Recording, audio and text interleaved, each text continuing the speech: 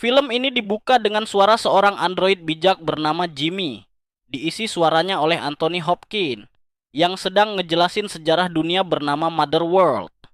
Intinya sih, dulu para bangsawan di sana doyan banget cari kekuasaan sampai akhirnya mereka nguasai banyak planet. Tapi semua berubah waktu. Bukan Avatar. Ini assassin misterius datang dan menghabisi raja dan ratu, diperankan Cary Elwes dan Ryan Reese. Setelah kejadian itu, muncullah si penjahat baru, Balisarius Fravi, yang langsung ambil alih kekuasaan. Dia ngasih tugas ke tangan kanannya yang sadis, Laksamana Atticus Noble, Ed Skrein, buat keliling penjuru Mother World nyari calon-calon pemberontak. Misi, sikat sebelum keburu memberontak, lompat ke sebuah planet damai bernama Veld, di mana kita ketemu Cora Sofia Boutella.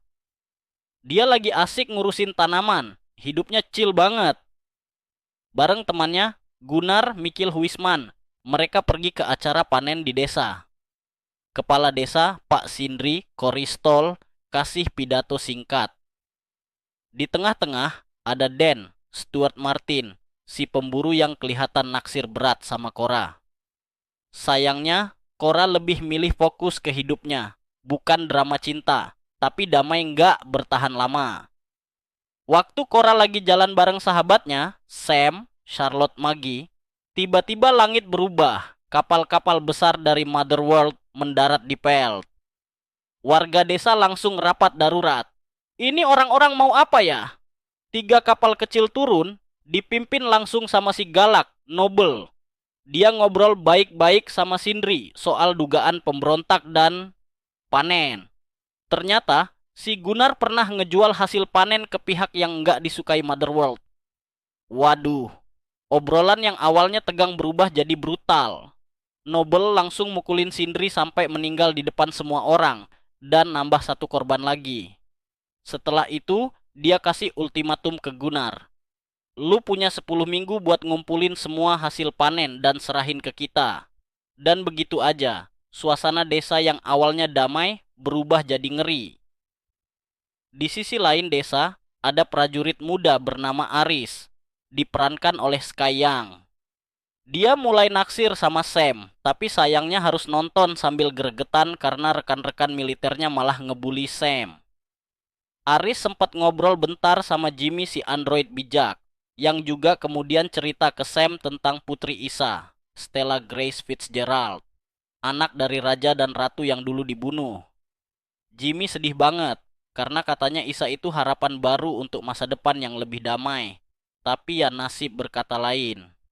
Semua itu hilang begitu saja. Warga desa pun mulai bingung harus gimana ngadepin si Noble dan pasukannya. Ada yang pengin coba ngomong baik-baik, berharap bisa menyentuh hati mereka, walau kayaknya mereka nggak punya hati sih. Tapi Cora tahu ini nggak akan semudah itu. Bener aja, nggak lama kemudian Cora melihat beberapa tentara mulai gangguin Sam dan hampir melakukan tindakan yang sangat keterlaluan. Aris sempat coba ngehentikan, tapi nggak cukup kuat. Untungnya, Cora langsung datang bawa kapak. Bukan buat tebang pohon, tapi buat ngasih pelajaran ke para tentara. Dia habisi mereka satu-satu, sampai kapten mereka nekat nyandra Sam dan ngancam dengan pistol. Saat suasana makin tegang, Jimmy masuk ke kandang. Kapten suruh Jimmy nembak Cora, tapi si android malah nembak kaptennya sendiri. Good job, Jimmy!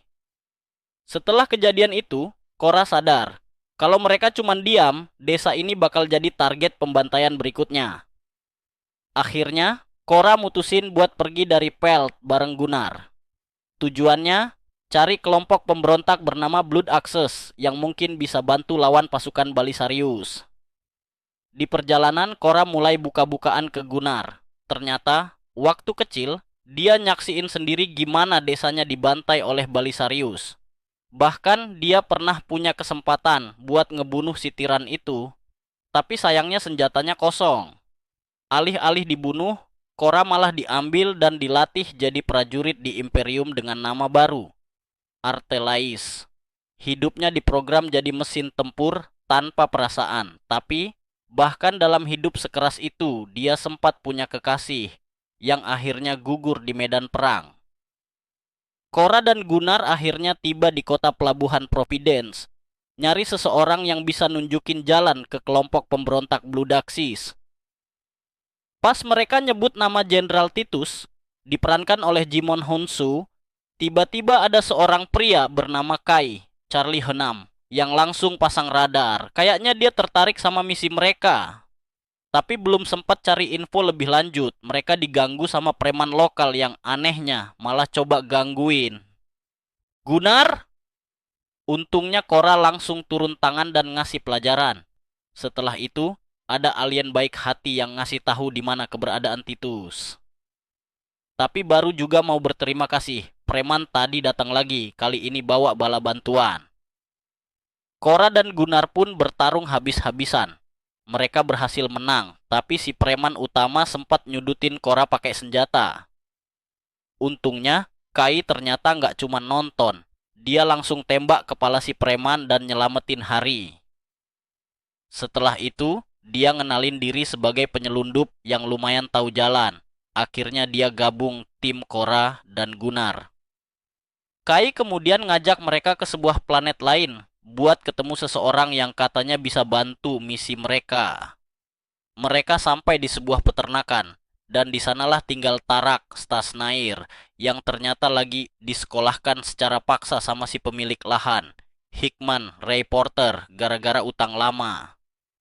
Setelah dengar soal misi Cora, mereka bikin kesepakatan dengan Hickman. Kalau Tarak bisa jinakin makhluk buas yang lagi dirantai, namanya Bennu, dia bebas. Tapi kalau gagal, ya mereka semua jadi karyawan magang tanpa gaji. Buat Hickman, Tarak pun maju, sok tenang, lalu mulai berkomunikasi dengan Bennu kayak dokter. Dolittle luar angkasa, ajaibnya Bennu nurut. Tarak berhasil naik ke punggung si monster dan berhasil ngebuktiin dirinya pantas bebas. Hickman gak bisa apa-apa, dia pun melepas Tarak.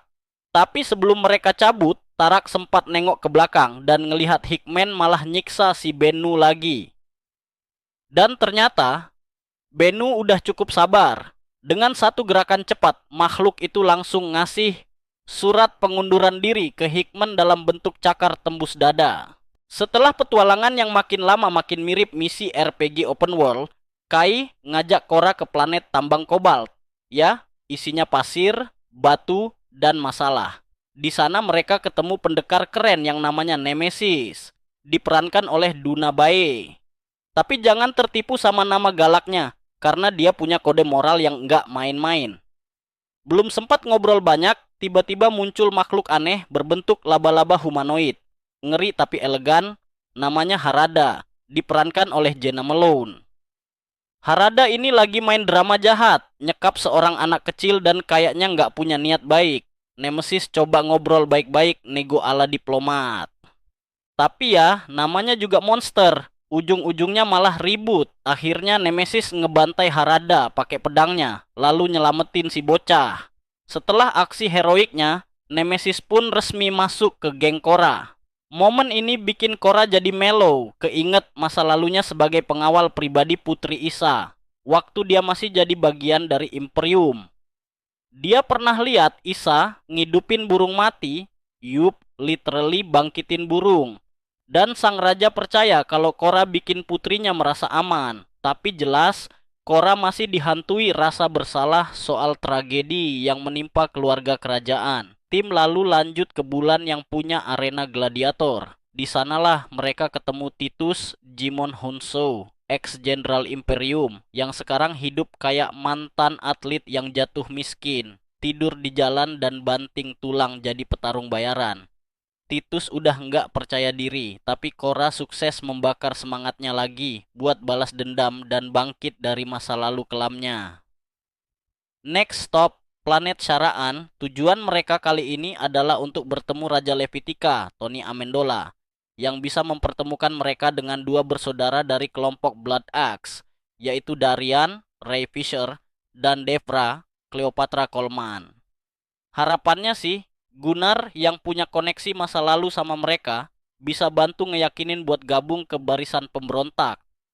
Awalnya sih, Darian dan Depra kayak nggak tertarik sama misi ngelawan kezaliman ini.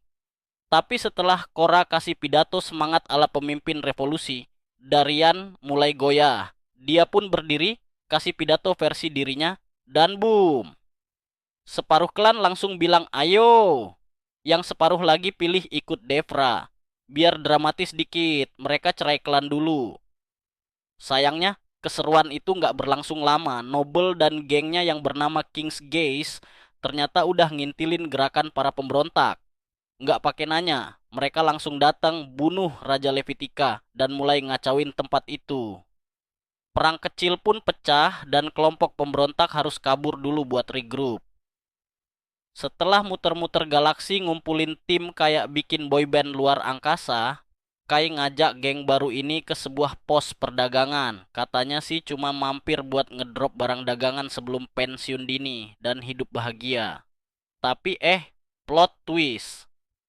Ternyata Kai itu nggak lebih dari sales tipu-tipu. Dia dari awal kerja sama si jahat Noble. Rencananya, tangkap semua anggota tim dan dapetin hadiah atas kepala mereka. Nice try, Kai. Begitu semuanya ditangkap, Noble muncul dan mulai buka-bukaan soal siapa mereka sebenarnya. Kayak host acara talk show gosip. Ternyata Tarak itu bukan petani biasa, tapi pangeran beneran. Sementara Nemesis, dia dulunya balas dendam ke tentara Imperium yang ngebunuh anak-anaknya. Jadi ya, semua orang punya masa lalu gelap tapi keren. Nah, di momen dramatis, Gunnar disuruh nembak Korra, tapi alih-alih nurut, dia malah ngegas balik dan nembakin. Kai, boom! Karma instan. Terjadilah kekacauan, para pemberontak berhasil bebas, dan pertempuran besar pun dimulai lawan pasukan King's Gaze. Dalam aksi heroik terakhirnya, Darian mengorbankan diri demi menjatuhkan sebuah kapal dan nyelamatin sebanyak mungkin orang. Sementara itu, Korra dan Noble naik ke atas menara buat adu jurus terakhir. Setelah duel yang bikin lutut gemeter, Korra berhasil ngalahin Noble dan ngelempar dia jatuh dari atas. Akhirnya tim pulang ke Pelt buat ngerayain kemenangan. Ya, meskipun kemenangan sementara. Karena mereka sadar, Imperium pasti bakal balik lagi dengan lebih banyak pasukan dan lebih sedikit kesabaran. Tapi untuk sekarang, mereka bisa tarik napas dan Korra pun memperkenalkan geng barunya ke desa. Suasana makin hangat dan penuh harapan, tapi tenang dulu. Di akhir, sebuah kapal Imperium nemuin tubuh Noble yang masih fresh from defeat dan mereka langsung mulai proses nge-restart si jenderal jahat.